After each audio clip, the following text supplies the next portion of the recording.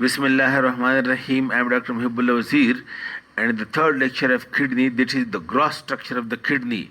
Look, each kidney reddish brown in color, and it consists of the upper pole, and which is being covered by suprarenal gland.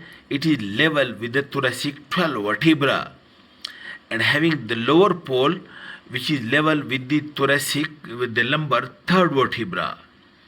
And then having this anterior surface, look, and its anterior surface is being in contact in the relation with many abdominal viscera, which I have discussed in the previous lecture. And then the posterior surface, which is being lying upon the muscles of the posterior abdominal wall, quadratus, the psoas major, lumborum, and transverse abdominis and diaphragm, which I have discussed again already. Then you can see this lateral border, which is convex, and it is in contact again with different structures which I have discussed. And now the medial border, look, the medial border of the kidney, and it is over here a depressed area, and that depressed area along the medial border, it is called as hilum of the kidney. This part, this is the hilum of the kidney, and through this enters the renal vein, the renal artery, and the upper end of the ureter, or which is also called as the renal pelvis. And the relations is that most anteriorly is the renal vein, then is the renal artery, and most posteriorly is the renal pelvis. That's why when you are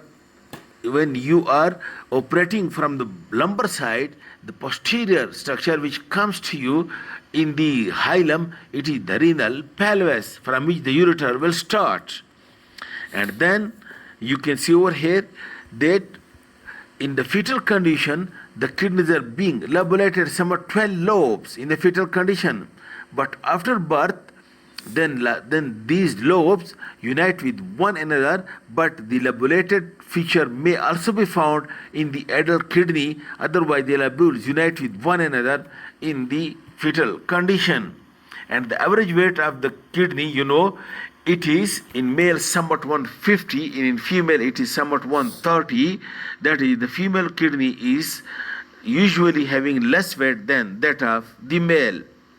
Okay. And I told you that the kidney is being surrounded first by the renal capsule. You can see this renal capsule which is being peeled off. This is the renal capsule fiber which is being peeled off, and now you can see the renal tissue.